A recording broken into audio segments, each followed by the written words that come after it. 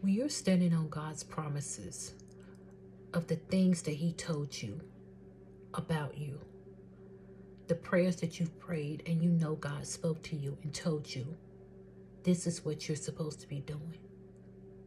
There are going to be some things that's going to come against you, some doubts that may come up in your spirit, some people that may try to get you to fall back. Even in Job chapter 2, Satan was bringing so many things against Job. He was faced with obstacle after obstacle. Even his wife said, curse God and die. But Job did not do it. He stood on the promises of God. He remained faithful in knowing that God was going to fulfill His promise for him. You may be experiencing those same things. I know I am.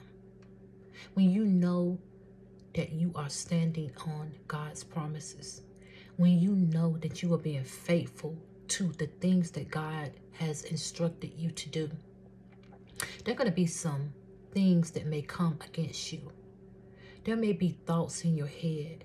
You may even hear Satan tell you to curse God and die. But you know, even through the hard times, even through the pain, even through the uncertainty, even through the not knowing, that you are going to stand on God's promises.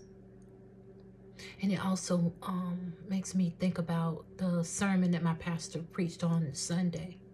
You are closer than you think. God told him that he was closer than he thought. He shared that with us, that we are closer than we think. And I'm sharing it with you, that you are closer than you think. It's just like being blindfolded, and you're dependent on that person that's holding your arm, leading you to your destination. You think you are further than where you really are. But that person that's holding your arm, and let's say that person is God, holding your arm, guiding you. God sees where you are. He knows how close you are. That's why He's saying you're closer than you think. You don't know it. All you can do is have faith in that person that's holding your arm, God. Have faith in Him to know, to trust, to believe that you are closer than you think. The prayers that you've prayed, the things that you're waiting for, the knowing of the things that you know that you're supposed to do, but you are not seeing it yet. It has not manifested, but you can feel it in your spirit. You feel that you're close, but you don't know because you can't see it. It has not manifested into the present. And because it has not manifested into the present, you become weary. You feel weak. You feel like, am I doing what I'm supposed to be doing? Should I continue pressing forward? Yes, because you are closer than you think.